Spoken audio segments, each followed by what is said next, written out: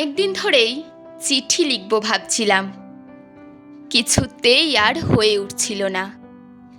আজ কোনো একটা ঘটনার নিরিখে তোমায় চিঠি লিখতে বসলাম। ছেলেবেলায় আমাদের দোতলার সেই ড্রয়িং রুমে তোমার ছবি, জন্মদিন পেতাম বই, সেখানেও তুমি, বাবার গল্পে তোমারই বীরত্ব। দেখতে দেখতে, শুনতে শুনতে ক্রমে আমিও তোমার ভক্ত। বাবা বলতেন ইন্ডিয়ার আর একজন নেতাজির দরকার ছিল। মা গাইতেন বীর সুভাষের মহান দেশ। দাদু বলতেন ছেলেটাকে ওরা শেষ করে দিল। ঠাম্মার চোখে তখন আঁচলের খুঁট। এসবের মধ্যে বড় হওয়া আমিও কেমন যেন ঘোরের মধ্যে থাকতাম। ভাবতাম পারতে, তুমি সব পারতে, যদি আর একবার আমাদের মধ্যে তোমাকে পেতাম। আজ উত্তর 40ও আমার একই ঘোর, তুমিই পারতে। কেননা দেশের মাটিতে দেশপ্রেমের মতো জোরালো একটা ঝাঁকুনি দেবার ক্ষমতা তখন আর কারোর ছিল না। এখনো আছে কি? তুমি হারিয়ে যাবার পর দেশে কত কমিশন বসেছে। ভারতের পূর্ব, পশ্চিম, উত্তর, দক্ষিণ, কোনো পীর, কোনো সন্ত, কোনো দয়ালু বৃদ্ধকে দেখে ভুল করেছে সবাই। ছুটে গেছে তুমি মনে করে, কিন্তু ফিরে এসছে মাথা নেড়ে। তবু তোমাকে পাবার আশায় আবার সবাই বুক বেঁধেছে। তুমি শুধু বসুবাড়ির নও, তুমি গোটা ভারতবর্ষের মণিকোঠার হীরক, যার আলোর শুদ্ধতা কালোকে সাদা করতে পারে।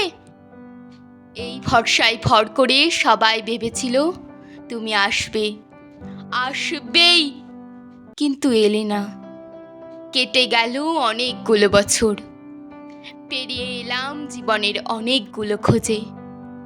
তুমি এখন বিমানবন্দরে, সভা সমিতিতে, রিসার্চ ব্যুরোতে, এমনকি ছেলেদের নামকরণেও। শুধু হৃদয় যেন তোলা দেয় না। জানো, তোমার জন্মদিনটা এখন সবাই ছুটির দিন বলে আয়েশ করে উপভোগ করে। আর ছেলেরা, তারা তো দেশ থেকে বিদেশেরই খবর বেশি রাখে। আর মেয়েরা, তারাও স্বাধীনতার ভেলায় চড়েই হতচকিত।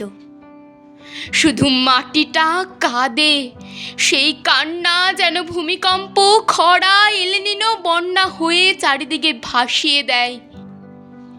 এখনো অভিমান করে শুয়ে থাকবে রেনকোজিতে?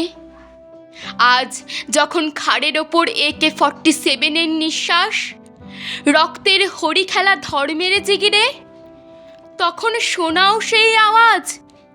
আমি সুভাষ বলছি।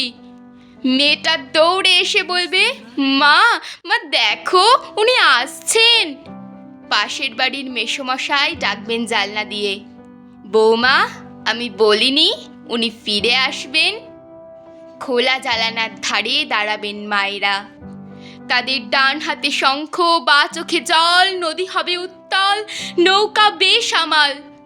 পরাণ মাঝিও চেঁচাবেন, উনি আসতেছেন। সবুজ মাঠে শিশুদের হাতে পতাকার দোলা, উনি আসছেন, উনি ফিরে আসছেন। তোমার হারিয়ে যাওয়া জন্মদিনগুলোর মধ্যে দিয়ে উঠে আসুক আর একটাতে এসে।